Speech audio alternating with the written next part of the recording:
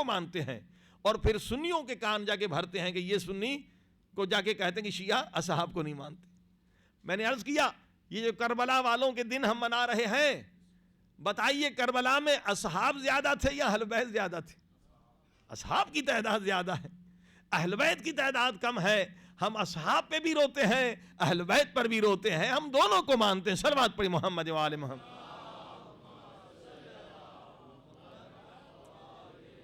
اور اس اہل سنت کے بھائی بھی دونوں کو مانتے ہیں. جو فضائل آپ بیان کرتے ہیں وہ یہ بھی بیان کرتے ہیں. آپ آیت دیکھ لیں پروجیکٹ میں، یہ سورہ بقرہ کی 207 آیت. وَمِنَ النَّاسِ مَن يَشْرِي نَفْسَهُ ابْتِغَاءَ مَرْضَاتِ اللَّهِ وَاللَّهُ رَءُوفٌ بِالْعِبَادِ. یہ کون سی آیت ہے؟ یہ کب نازل ہوئی؟ جب حضرت علی علیہ السلام نبی کے بستر پر سوئے ہیں. ٹھیک ہے، رسول خدا نے کہا کون ہے جو آج اس بستر پر سوئے؟ اور یہ پھولوں کا بستر نہیں، موت کا بستر ہے. حضرت علی علیہ السلام نے فرمایا اللہ کے رسول میں حاضر ہوں. یا علی، پھر پوچھا یہ موت کا بستر ہے. ہر مرتبہ حضرت علی علیہ السلام اٹھتے ہیں کہ میں سونے کے لیے تیار ہوں. اور جب موت کے بستر پر سوتے ہیں، کیوں موت کا بستر ہے؟ کیونکہ چاروں طرف سے کافروں کے ہاتھوں میں تلوار ہے کہ آدھی رات کو آئیں گے. جو بھی بستر پر سویا ہوا ہوگا وہ تو نبی کو قتل کرنے آئے ہیں نا. اور رسول خدا نے یہ فرمایا کہ چادر اوڑھ کے سونا ہے تاکہ کافروں کو پتہ نہ چلے کہ نبی سو رہا ہے یا علی سو رہا ہے.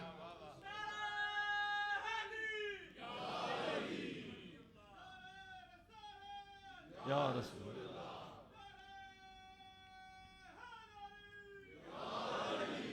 دیکھیے حضرت علی علیہ السلام کا مقام دیکھیے. جیسے موت کے بستر پر سوئے فرمایا اللہم شکرن لک، اے میرے اللہ تیرا شکر ہے کہ آج علی کو یہ موقع مل رہا ہے کہ علی خود کو نبی پہ قربان کر رہا ہے. موت کو دیکھ کر مولا علی شکر کر رہے ہیں. اب اسی طرح سے قرآن میں ایک مقام ہے کہ حضرت اسماعیل کو مابا حضرت ابراہیم ذبح کرنا چاہتے ہیں، وہاں بھی موت ہے، باپ کے ہاتھ میں چھری ہے. حضرت اسماعیل فرماتے ہیں بابا نہ گھبرائیں، آپ چھری چلا لیں، آپ مجھے صابروں میں سے پائیں گے. حضرت علی موت کے بستر پہ سو کے کہہ رہے ہیں یا رسول خدا آپ چلے جائیے، نہ گھبرائیں، آپ مجھے شاکرین میں سے پائیں گے. عزیزان گرامی، صبر ہوتا ہے مصیبت پر اور شکر ہوتا ہے نعمت پر.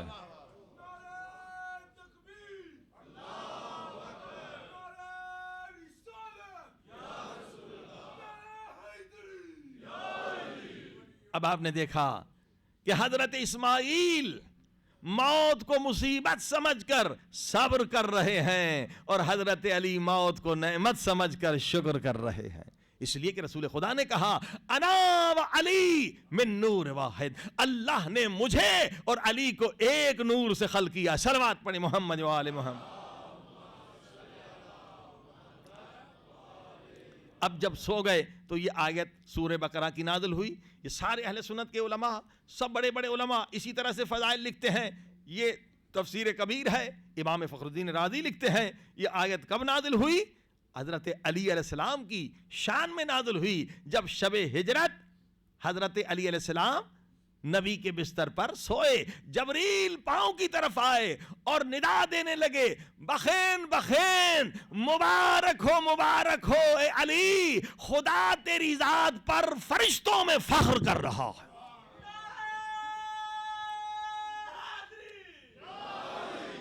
اب دیکھیے یہی عبارت جو آپ دیکھ رہے ہیں پروجیکٹ پہ، یہی حضرت امام فخر الدین رازی بہت بڑے عالم ہیں، مفسر ہیں، وہ لکھتے ہیں کہ حضرت علی علیہ السلام نے کیا کیا؟ اللہ نے کہا اے سونے والے میں نے تیرا نفس خرید لیا اور میں نے تجھے اپنی رضائیں دے دی.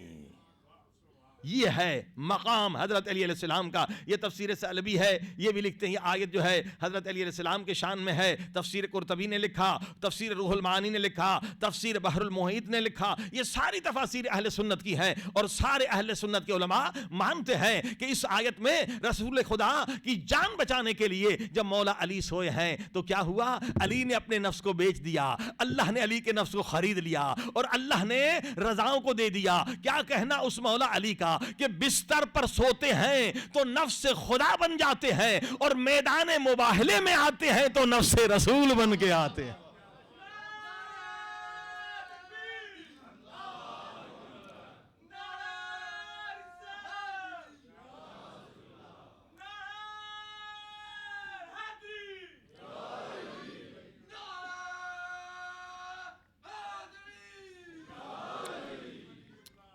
اور اکبر.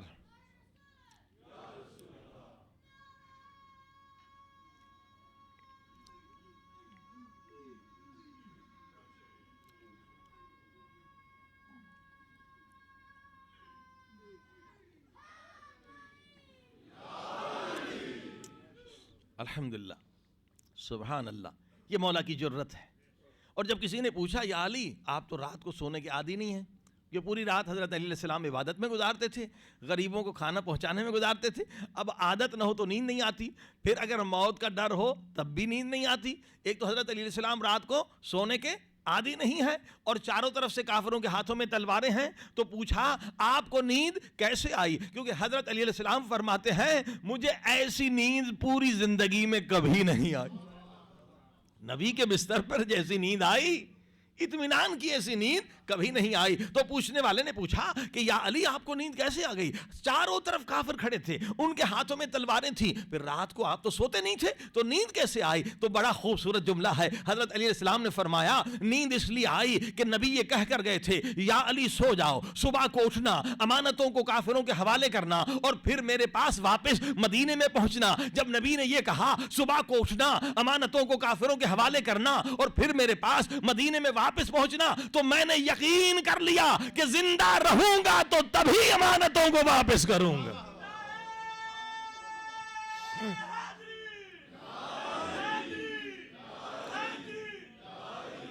عزیزان گرامی، اب آپ دیکھ رہے ہیں یہ ساری آیتیں جو ہم بیان کرتے ہیں وہ اہل سنت کے علماء بھی بیان کرتے ہیں. یا ایھا الرسول بلغ کی آیت آپ نے سنی، اس کے بارے میں سارے اہل سنت کے تفاسیر لکھتے ہیں یہ علی کی شان میں ہے. سأل سائل بعذاب واقع للکافرین کی آیت سنی، سارے علماء اہل سنت لکھتے ہیں حضرت علی کی شان میں ہے. حضرت علی کا جب مخالف آیا، بغض علی رکھنے والا آیا، اس پر فنا ایک عذاب نازل ہوا. انما یرید اللہ کی آیت آپ نے سنی، حضرت علی علیہ السلام کی شان میں نازل ہوئی ہے. آئے مباہلہ فقل تعالوا ندعو ابناءنا وابناءنا وابناءکم کو سنا. سب علماء لکھتے ہیں حضرت علی اور اہل بیت کی شان میں نازل ہوئی. انما ولیکم اللہ، سارے اہل سنت بھی لکھتے ہیں، شیعہ بھی لکھتے ہیں حضرت علی کی شان میں نازل ہوئی، اہل بیت کی شان میں نازل ہوئی. قل لا اسألکم علیہ اجرا الا المودۃ فی القربى، اہل بیت کی شان میں. اور اسی طرح سے محمد و آل محمد کی شان میں نازل. صلوات پڑھیں محمد و آل محمد.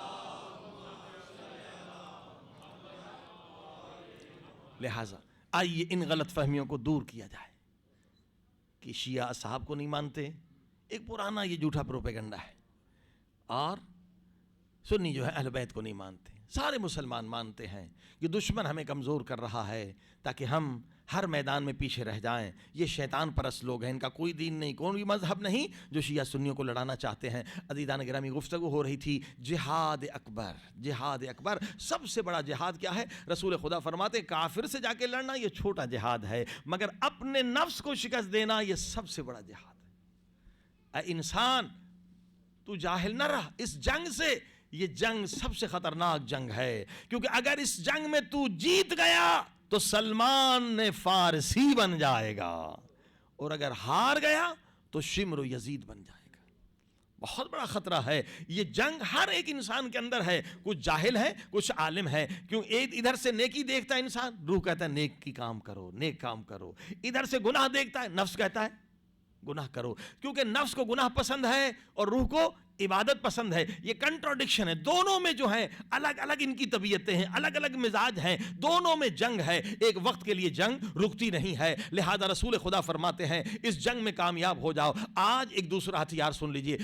ولایت کا ہتھیار آپ نے سنا، ذکر کا ہتھیار سنا، دعا کا ہتھیار سنا. اب قرآن کیا کہتا ہے؟ یا ایھا الذین آمنوا اتقوا اللہ، تقوی اختیار کرو، اے انسان متقی بن جاؤ. اب یہ تقوی کیا ہے؟ اگر تقوی کو ہم سمجھ لیں تو یہ بھی ہتھیار بن جائے گا. صلوات پڑھیں محمد و آل. دیکھیے ابھی آپ نے قرآن کی آیت سنی کہ وہاں آگ ہے، وہاں عذاب ہے. خدا تو رحمان رحیم ہے، تو یہ آگ کہاں سے آ گئی؟ یاد رکھیے یہ آگ خدا نہیں بناتا، یہ ہم خود بناتے ہیں. کسی کا دل جلاتے ہیں، کسی کا گھر اجاڑتے ہیں، کسی کو تباہ و برباد کرتے ہیں. جب غریب کی آہ بلند ہوتی ہے تو جہنم کی آگ بنتی ہے. یہ کسی کا دل نہ دکھایا کریں، کسی پہ ظلم نہ کیا کریں، کسی کا حق نہ کھایا کریں، اس سے آگ بنتی ہے. اگر آپ نے کسی کو گالی دی تو اس سے قبر کا بچھو بنتا ہے. حضرت علی علیہ السلام نے فرمایا, کیونکہ جنگ ہو رہی تھی, انہوں نے گالیاں دی, حضرت علی علیہ السلام کے اصحاب بھی چاہتے تھے کہ گالی کا جواب گالی سے دے. فرمایا نہیں نہیں گالی نہ دو. کہا وہ گالی دے رہے ہیں, کہا دینے دو. کہا کیوں ہم چپ رہے؟ کہا گالی سے قبر میں بچھو بنتا ہے, وہ اپنی قبر کو برباد کریں, تم برباد نہ کرو. یہ جتنا عذاب ہے نا, یہ کیسے بنتا ہے؟ ہمارے عمل کا نتیجہ ہے. یہ قرآن کی آیتیں ہیں. قل کل یعمل علی شاکلتہ, اے انسان تیرے ہر عمل کا ایک شاکلہ ہے. ووجدوا ما عملوا حاضرا, جو بھی تو عمل کرتا ہے, چھوٹا عمل بڑا عمل, قیامت کے دن وہ حاضر کیا جائے گا. کیسے حاضر کیا جائے گا؟ اب یہ عجیب آیتیں ہیں, یہ کیا بتلا رہی ہیں؟ عمل حاضر ہوگا. پھر دوسری آیت, یوم تجد کل نفس ما عملت خیر محضرا, جو اچھا عمل کرتے ہو وہ بھی حاضر ہو جائے گا, جو برا عمل کرتے ہو وہ بھی حاضر ہو جائے گا. اور گنہگار کہے گا اے میرے اللہ اس کے اور میرے درمیان فاصلہ ہو جائے, کیونکہ وہ برا عمل عذاب کی شکل میں ہوگا, سانپ کی شکل میں ہوگا, بچھو کی شکل میں ہوگا, آگ کی شکل میں ہوگا. کہے گا اے میرے اللہ اس سے بچا, اس سے بچا. خدا کہے گا یہ تیرا اپنا عمل ہے, اگر تو دنیا میں توبہ کر کے آتا تو یہ جدا ہو جاتا, اب جدا نہیں ہو سکتا. صلوات پڑھی محمد وآلہ. یا وہ آیت من یعمل مثقال ذرہ, ایک ذرے برابر بھی اگر خیر کا عمل کیا ہے تو کیا یرا, تو دیکھے گا. اور اگر مثقال ذرہ, ذرے برابر اگر تو نے شر کا عمل کیا ہے تو دیکھے گا. کیسے دیکھیں گے ہم؟ مثلا اس وقت آپ عبادت کر رہے ہیں, آپ رو رہے ہیں, آپ قرآن پڑھ رہے ہیں, آپ یا اللہ کر رہے ہیں, آپ دعا پڑھ رہے ہیں, کیسے اس عمل کو دیکھیں گے؟ آپ حج پر گئے, کیسے عمل کو دیکھیں گے؟ آپ نے یتیم کو کھانا کھلایا, کیسے اس عمل کو دیکھیں گے؟ قرآن کہتا ہے ہر عمل کو اے انسان تو دیکھے گا. اچھا عمل ہے تو اسے دیکھے گا, برا عمل ہے تو اسے دیکھے گا. کیسے انسان دیکھے گا؟ تو اب حدیث سے قرآن سے نتیجہ دے رہا ہوں, کیا ہے؟ اللہ ہر تیرے عمل کو, اللہ ہر میرے عمل کو جسم عطا فرماتا ہے. فرمائی اسے کہتے ہیں تجسم اعمال, یعنی جتنے ہمارے اعمال ہیں نا, برزخ کیا ہے, قیامت کیا ہے, خدا انہیں جسم عطا فرماتا ہے. مثلا آپ نماز پڑھی تو نماز کو خدا جسم عطا کرے گا. جیسے آپ قبر میں داخل ہو گئے تو نماز ایک نورانی شکل میں آئے گی, کہے گی مت گھبرا میں موجود ہوں. توجہ فرمائے. آپ نے روزہ رکھا, خدا روزے کو شکل عطا فرمائے گا, وہ قبر میں ساتھ ہے. آپ نے حج کیا, اللہ اس حج کو شکل دے گا, نورانی شکل میں آئے گا, وہ آپ کے ساتھ ہمدردی کرے گا, آپ کا دوست ہے. اسی لیے رسول خدا صلی اللہ علیہ وسلم کی پیاری حدیث ہے,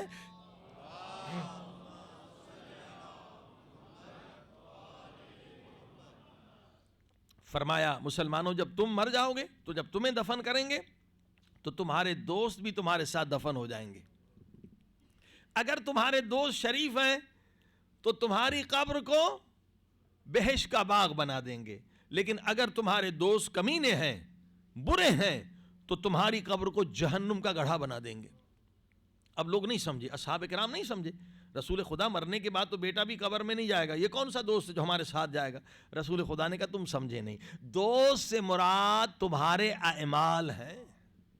جو بھی اعمال تم نے کیے ہیں وہ تمہارے ساتھ قبر میں ساتھ جائیں گے. اگر نماز کا عمل ہے, تہجد کی نماز ہے, تو یہ نور, ایک نورانی وجود ہوگا, وہ آپ سے کہے گا مت گھبرا. یعنی یہ حدیث ہے کہ جب قبر میں گنہگار نہیں ہے, توبہ کر کے مرنے والا انسان ہے, سب کا حق ادا کر کے مرنے والا انسان ہے, یتیموں کا حق ادا کر لیا, زکوٰۃ دے دی, خمس دے دیا, کسی کا حق اس کی گردن پر نہیں ہے, توبہ کر کے گیا. اب جب قبر میں آنکھ کھولے گا, ظاہر ہے تنہائی تو محسوس ہوگی, بچے تو یاد آئیں گے نا, ماں باپ تو یاد آئیں گے, دوست رشتے دار یاد آئیں گے, لیکن کیا دیکھے گا؟ دیکھے گا سیدھے طرف ایک نورانی نوجوان بیٹھا ہے, کہتا ہے گھبرانا, کوئی چیز کی ضرورت تمہیں حاضر ہوں.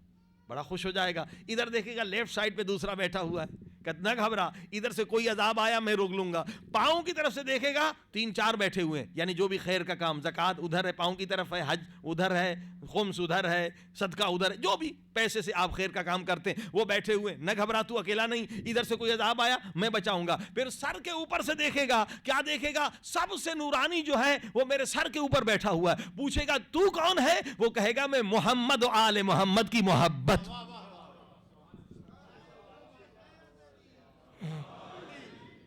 نہ گھبرا, تو تنہا نہیں. اب آپ نے دیکھا, یہ ہے شریف دوست.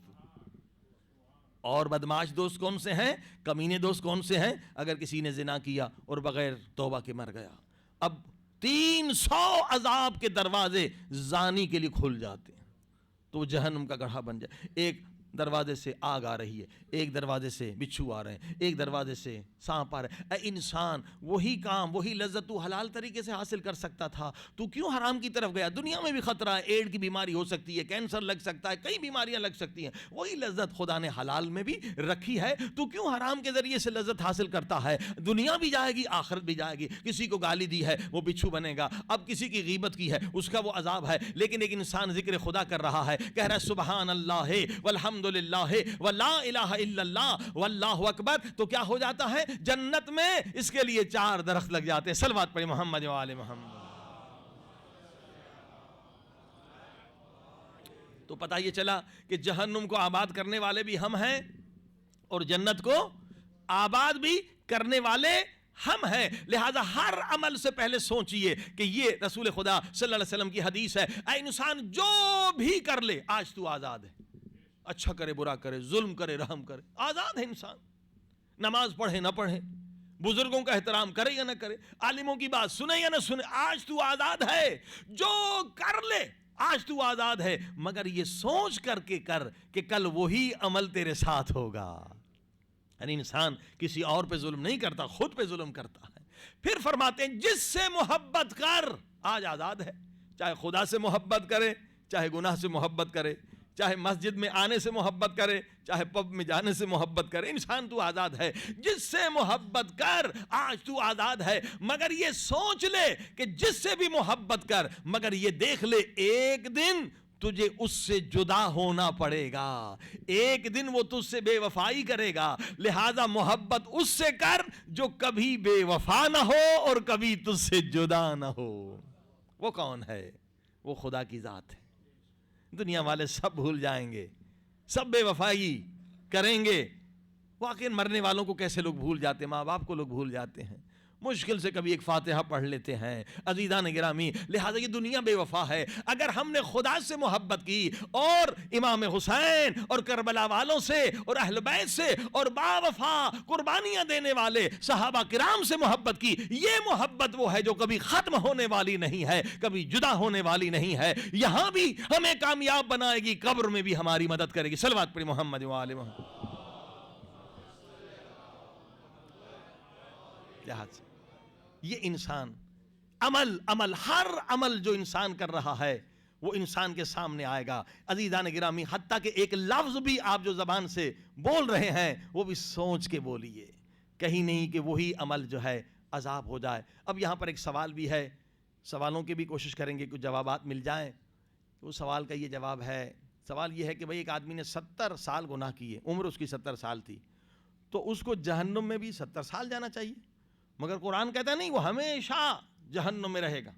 جو کافر ہے، جو ایمان گناہگار، مومن ہے گناہگار ہے، تھوڑی سزا ملے گی برزخ میں، اگر تھوڑے گناہ، پھر پاک ہو کے جنت میں چلا جائے گا۔ گناہ زیادہ ہیں، برزخ میں بھی صفائی نہیں ہو سکی گناہوں سے، تو قیامت میں تھوڑا عذاب دیکھے گا، جنت میں چلا جائے گا۔ نہیں اور زیادہ گناہ ہے، جنت یعنی قیامت میں بھی صفائی نہ ہو سکی، پھر بھی گناہ رہ گئے، تو 1 سال 2 سال 10 سال، اب جتنے گناہ ہیں اتنا عرصہ وہ جہنم میں رہے گا، پھر جنت میں چلا جائے گا۔ لیکن جو کافر ہیں ان کے لیے کہ ہمیشہ وہ جہنم میں رہیں گے، یا کچھ ایسے گنہگار بھی ہیں ظاہراً مسلمان ہیں مگر ان کے لیے بھی ہے کہ وہ بڑی طولانی مدت یا ہمیشہ جہنم میں رہیں گے۔ اب سوال یہ ہے کہ ایک آدمی کی عمر ہے 70 سال، اس نے گناہ 70 سال کیے، تو بھائی جہنم میں بھی 70 سال رہنا چاہیے؟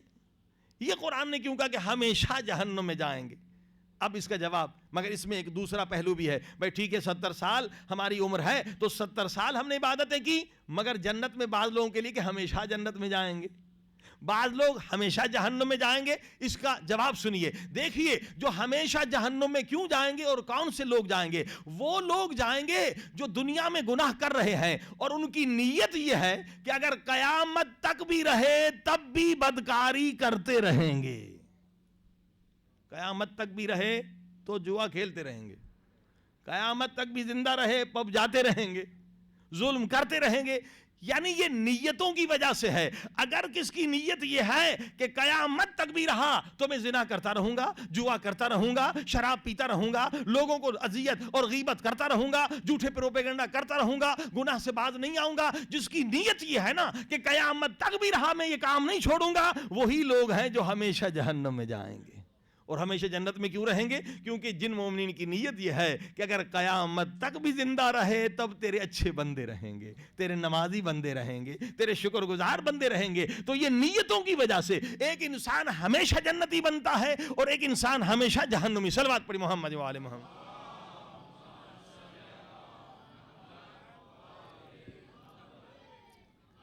اچھا جی, ایک اور سوال بھی سن لیجئے. انشاءاللہ سوالات آپ بھیج سکتے ہیں سیکرٹری آج اور کل, کن سوالات کو بھی نمٹایا جائے. دوسرا سوال یہ ہے کہ خواتین کو گمراہ کرنے کے لیے ایک پروپیگنڈا کیا جاتا ہے اور ان کے ذہنوں میں یہ بات ڈالی جاتی ہے, کہتے ہیں جی یہ حجاب جو ہے نا, یہ پردہ, یہ اہانت ہے عورت کی. مرد تو حجاب کرتے نہیں, عورتوں کو کہا حجاب پہنا دو. اگر حجاب اچھی چیز تھی تو مردوں کو بھی ہونا چاہیے. تو حجاب کیا ہے؟ یہ پردہ, یہ عورت کی پستی کی دلیل ہے. پست, اسلام نے عورت کو پس کیا ہے کہ تو برقعے میں رہ, تو چادر میں رہ, مرد کو آزاد رکھا.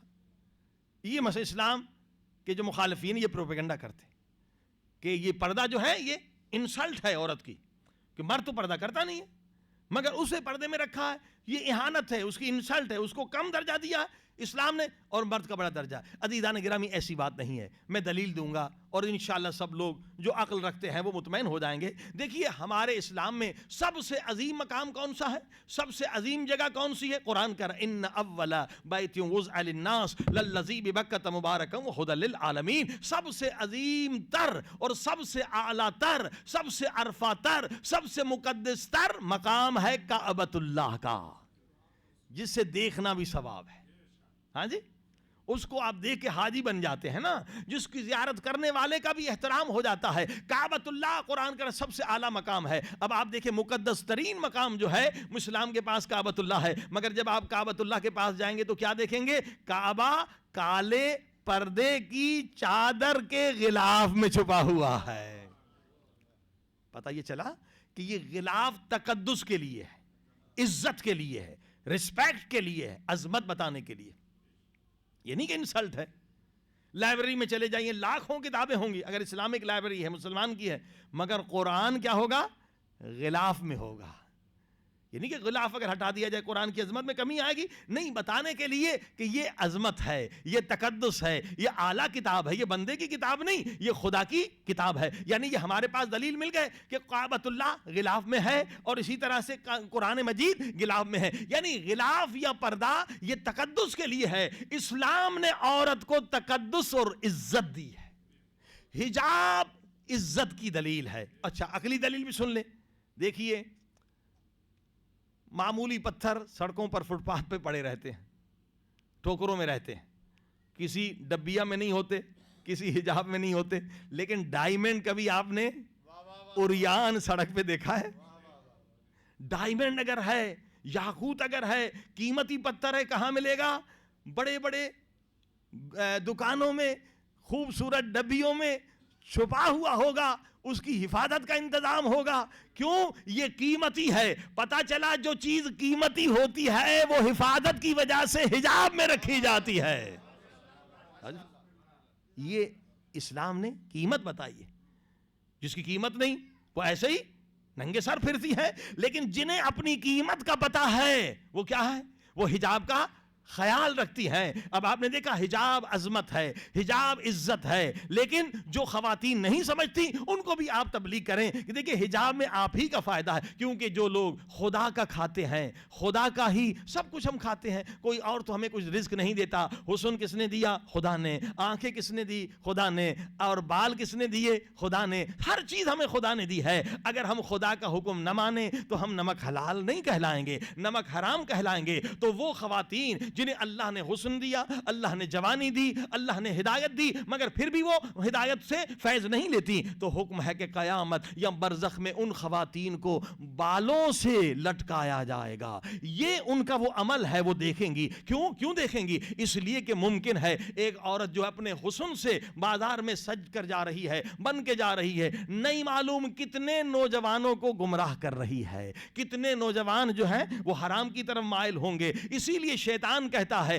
بے پردہ عورتیں میرے لشکر کے سپاہی ہیں, میں ان کے ذریعے سے نوجوانوں کو گمراہ کرتا ہوں. عزیزان گرامی, یہی تو ہوتا ہے. بلکہ اگر آپ دیکھیں یہ حجاب خود عورت کی پروٹیکشن بھی ہے. اب آپ دیکھیے ریپ اس کنٹری میں کتنے زیادہ ہیں, نیو یارک, لنڈن میں کس قدر ریپ ہے. اس کی وجہ کیا ہے؟ اس کی وجہ یہی ہے, ایک نوجوان جب نکلتا ہے اس کے پاس ایمان بھی نہیں ہے, اس کے پاس اخلاق بھی نہیں ہے, مذہب بھی نہیں مانتا, وہ خدا کو بھی نہیں مانتے. ایک عام نوجوان ہے, دیکھتا ہے ایک عورت عریان ہے, اس کے جذبات بھڑکتے ہیں. پھر آگے بڑھا ایک اور عورت کو دوسرے انداز سے دیکھا, اس کے جذبات اور بڑھ کے, یعنی 5 6 10 100 جب عورتوں کو دیکھا تو آخر اس پہ شیطان قابض ہو جاتا ہے اور وہ جا کے کسی عورت پر حملہ کرتا ہے اور اس کی عزت کو لوٹتا ہے. اور آپ دیکھیے امریکہ میں ہر 1 منٹ میں ایک عورت پر حملہ ہوتا ہے, کبھی اسے زخمی کر دیتے ہیں, کبھی اسے مار دیتے ہیں. لیکن جو حجاب میں عورت رہے تو یہ خود اس کی اپنی بھی حفاظت ہے. صلوات پڑھی محمد و آل محمد.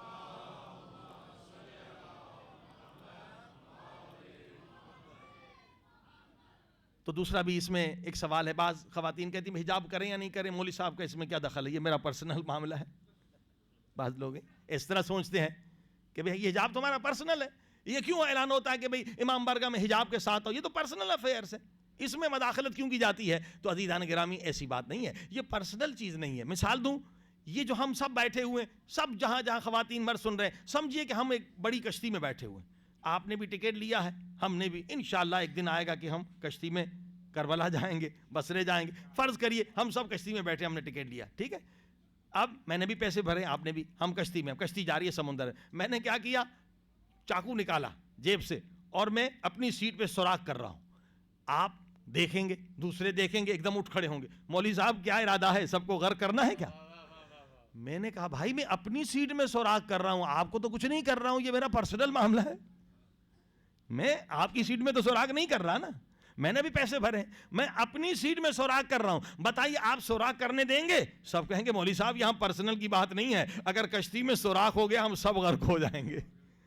اسی طرح سے یہ جو معاشرے میں ہم رہتے ہیں نا, معاشرے میں, شہر میں, محلے میں, یہ سارا شہر کیا ایک کشتی کی طرح ہے. اگر ایک عورت بے پردہ پھرے گی تو کیا ہوگا, اور لوگوں پر بھی اس کا اثر ہوگا. یعنی وہ فقط اس کا تنہا مسئلہ نہیں ہے, بلکہ پوری کشتی جو ہے مومنوں کی غرق ہو جائے گی. صلوات پڑھی محمد و آل محمد. عزیز لہذا عزیزان گرامی اس مسئلے کو سمجھیے, یہ حجاب بہت پسند ہے, خدا کو پسند ہے, عفت ہے, اس میں طہارت ہے, پاکیزگی ہے. بے حجاب پھرنا عفت کے خلاف ہے, ہاں پاکیزگی کے خلاف ہے. میں ایک آپ کو سچا واقعہ بتاؤں, امریکہ کے اندر ایک کرسچن تھی, ڈائجسٹ میں بھی اس کا ذکر آیا تھا, مسلمان نہیں تھی, لیکن فطرت میں, جیسے کل پرسوں آپ نے ذکر سنا تھا کہ فطرت میں یہ خاتون کے شرم و حیا ہے, مگر جو میڈیا ہے یہ اسے برین واش کر کے شرم و حیا کو ختم کرنے کی کوشش کی جا رہی ہے, اور ہو جاتا ہے کیونکہ میڈیا اتنی پاورفل ہے, ورنہ ہر عورت کی فطرت میں شرم و حیا ہے. ایک کرسچن عورت تھی مگر اسے بے حجاب پھرنا پسند نہیں تھا. حضرت مریم کا فوٹو بھی دیکھتی تھی, وہ حجاب سے جاتی تھی ہر جگہ, حجاب سے, حالانکہ مسلمان نہیں تھی. اس حجاب کی وجہ سے دیکھیے وہ ایک رات کو خواب دیکھتی ہے, اور خواب کو کیا دیکھتی ہے, ایک نورانی شخصیت ہے, اور وہ کہتے ہیں کہ تیرا دل بڑا پاک ہے. اور پاکیزگی کی وجہ یہ ہے کہ ہمیشہ وہ حجاب میں ہے. عیسائی, نہ ٹانگیں ننگی کرتی ہے, نہ بدن ننگا کرتی ہے, نہ ٹائٹ لباس پہنتی ہے, ڈھیلے ڈھالے لباس میں رہتی ہے, اور عمر بھی یہی 18-19 سال کے, یعنی جوانی کا سلسلہ تھا, مگر اسے حجاب پسند تھا. تو خواب میں ایک نورانی شخصیت دیکھتے ہیں کہ کیا, کہ تیری یہ پاکیزگی مجھے پسند آ گئی اور اللہ تجھے ہدایت دینا چاہتا ہے, اور ایک کتاب دکھاتے ہیں کہ یہ کتاب جو ہے اس میں تیری ہدایت ہے. اب وہ بچی جو ہے 18-19 سال کی, وہ لڑکی دیکھتی ہے یہ کتاب. اب اس دن کے بعد اس نورانی شخصیت کی بھی عاشق ہو جاتی ہے, اور اس کتاب کی تلاش میں ہر لائبریری میں جاتی ہے. وہ اسے یاد ہے, چلتی گئی کئی لائبریریوں میں, مگر وہ کتاب نہیں. آخر ایک بہت بڑی لائبریری میں چلی گئی تو اس کتاب کو پا لیا. جب اس کتاب کو دیکھا تو وہ کیا ہے, وہ قرآن مجید ہے. صلوات پڑھی محمد.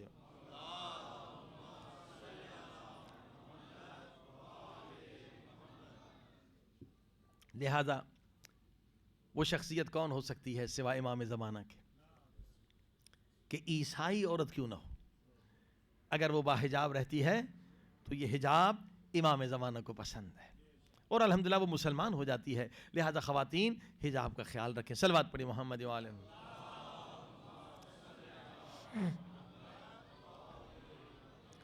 عزیزان گرامی، انشاءاللہ کل بھی اگر سوالات ہیں تو آپ بھیج سکتے ہیں۔ بس ایک آج رات ہے اور کل بہت اہم رات، انشاءاللہ صبح کی مجلس بھی ہوگی، شام غریبہ بھی، اور دن کو بھی